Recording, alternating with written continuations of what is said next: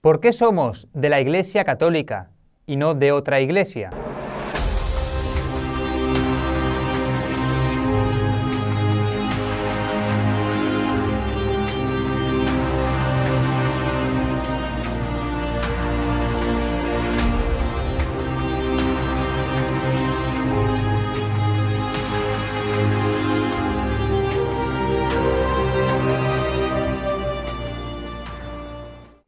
Hoy se ha extendido la idea que todas las religiones tienen una parte de verdad, que las distintas denominaciones cristianas son consecuencia de diferencias históricas y no de una diferencia doctrinal de fondo. Nada más lejos de la verdad. La Iglesia Católica tiene una serie de atributos que la hacen única y verdadera expresión de la revelación de Dios a los hombres. En este vídeo reseñamos las verdades más importantes que diferencian a la Iglesia Católica de otras denominaciones cristianas, especialmente de las denominaciones protestantes. Y debe verse como una guía para responder a las objeciones que constantemente hacen los hermanos separados. Es por ello que hablaremos de las 4 marcas de la Iglesia: una, santa, católica y apostólica. La Iglesia Católica se define como una santa, católica y apostólica. Veamos cada punto en particular. La Iglesia es una. La Iglesia Católica viene de Cristo y es la única que existió desde el principio, y por lo tanto, las que vinieron después se separaron de ella. Es la única iglesia cristiana de la cual se han desgajado todas las demás. Además, es una porque ha enseñado desde el principio lo mismo. La Iglesia Católica es santa. No es santa en el sentido en que todos sus miembros son santos. Los escándalos que han habido en la Iglesia a través de la historia y últimamente referidos a los abusos sexuales muestran esta realidad de los miembros de la Iglesia, que son pecadores. Tampoco significa que los católicos sean más santos que otros cristianos. La palabra santo significa apartado, o sea, apartado por Dios, y esta es la fuente de la santidad. Dios apartó al pueblo de Israel para sí mismo, según el Levítico. Tú serás santo, porque yo el Señor tu Dios soy santo. Y Jesucristo lo hizo más absoluto aún, como lo vemos en Mateo 5. Tú, por lo tanto, debes ser perfecto, así como tu Padre Celestial es perfecto. De modo que los fieles católicos han sido apartados para ser perfectos a imagen y semejanza de Dios, y la perfección es la santidad. Es por eso que llegamos a tener mártires, como Santo Tomás Moro, quien aceptó el martirio por no aprobar el divorcio de Enrique VIII. Y eso es la máxima expresión de santidad. Es la vigilancia sistemática de la Iglesia la que nos da recursos para nuestro camino de santidad. Por otro lado, Cristo no optó por un medio de evangelización individual, sino que en todo momento reunió un grupo de apóstoles y después a otro grupo de seguidores, a quienes les mandó predicar y evangelizar. De modo que Dios separa para sí a personas a través de las enseñanzas de Cristo, y Cristo lo hace a través de su cuerpo, que es la Iglesia. Para ser santo, entonces, hay que ir a Cristo. ¿Y Cristo dónde está? Está en su Iglesia. Esto no significa que Cristo no pueda estar cerca de los no católicos, por más que sean cristianos, pero no estarán ungidos a Él por los signos que Él dejó, los sacramentos y la Eucaristía, ni vigilados ni estimulados permanentemente. La Iglesia es católica. Católico significa universal, en el sentido que va a todos los hombres, de todo el mundo, de todos los tiempos, de todas las culturas. También es universal, porque enseña todo el conocimiento que Cristo nos vino a dejar, enseñado a través de los apóstoles, que son la evidencia viva de la Iglesia. La Iglesia es apostólica. La Iglesia es apostólica porque se puede trazar una línea directa de sucesión desde los apóstoles nombrados por Jesucristo hasta los obispos de la Iglesia Católica. Las iglesias protestantes se desentendieron de esta sucesión.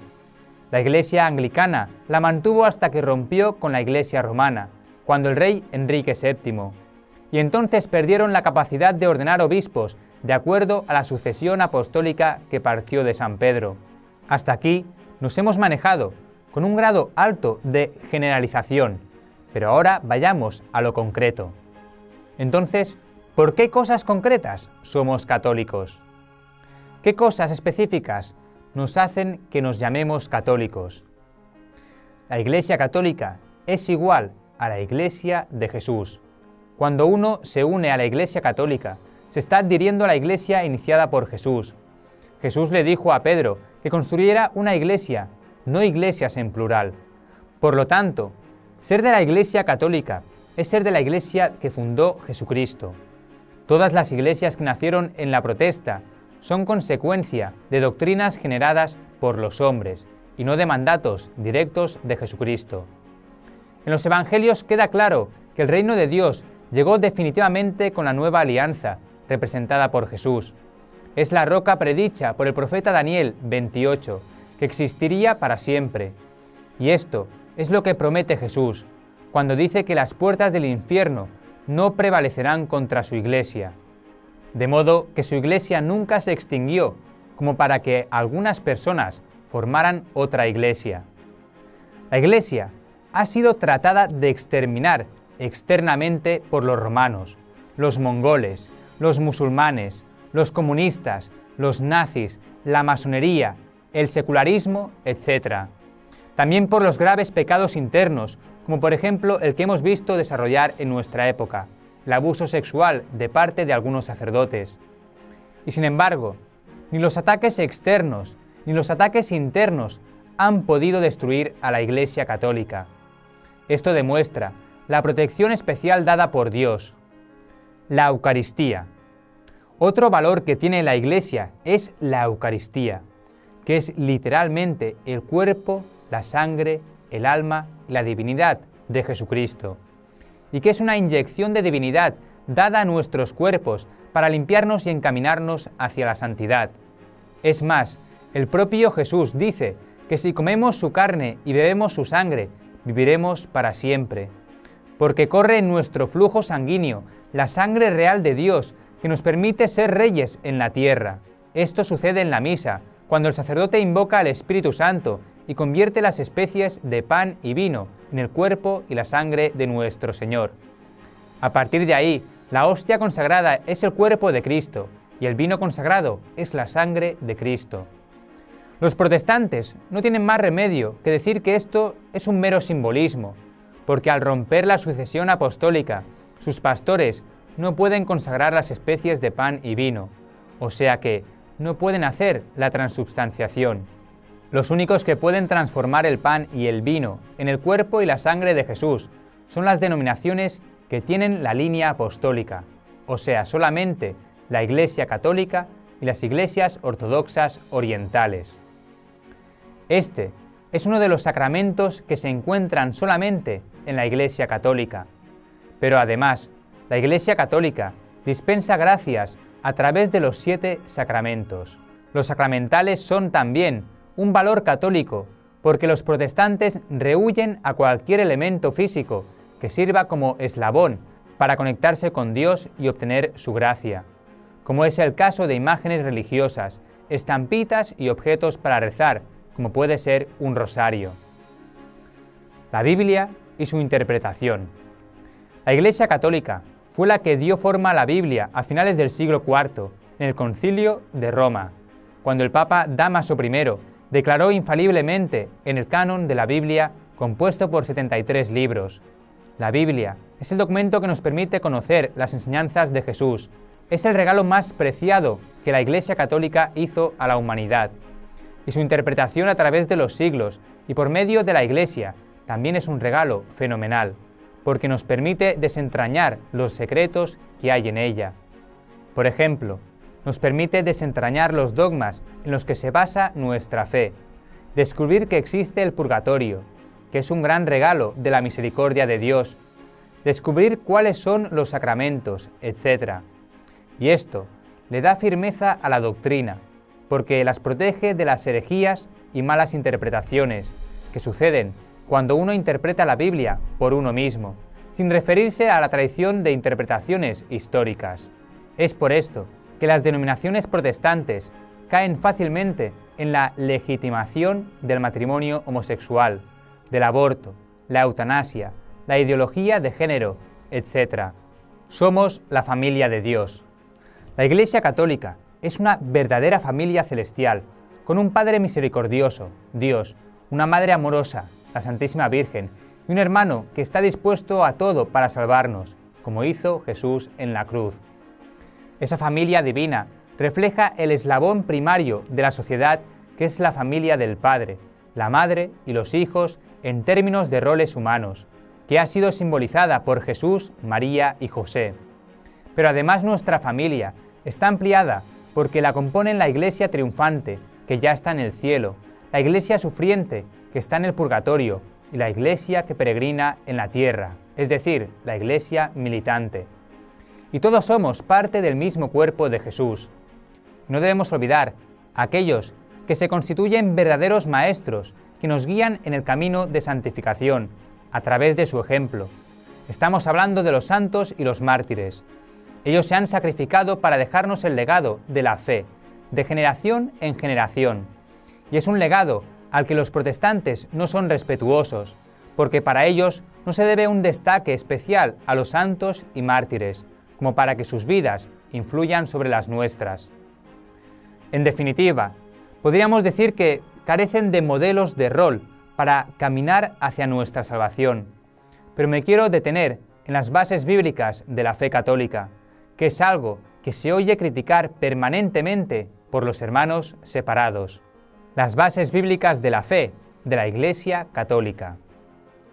Habitualmente, escuchamos decir a los hermanos separados que la fe católica no tiene una referencia bíblica adecuada. Quizás una diferencia sea que la Iglesia Católica toma la Biblia en su conjunto y no extrae algunos versículos fuera de contexto para argumentar ciertas posiciones. Una de las diferencias doctrinales más marcadas es que la Iglesia Católica predica la necesidad de buenas obras como forma de demostrar la fe, porque el apóstol Santiago dice que la fe sin obras está muerta. Nuestra justificación comienza con el bautismo, pero nuestra santificación se construye a través de los buenos frutos que damos.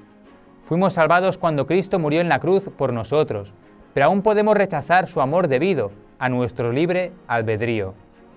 No podemos presumir de nuestra salvación, porque podemos cometer un pecado mortal en el futuro y no arrepentirnos, con lo cual perdemos nuestra salvación.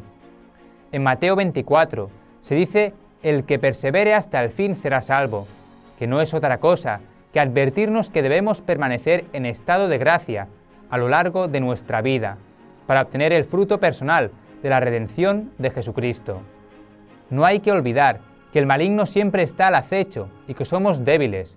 Por eso necesitamos alimento en el camino, que son los sacramentos y los sacramentales, para que cuando nos enfrentemos en el juicio particular, pasemos bien la prueba.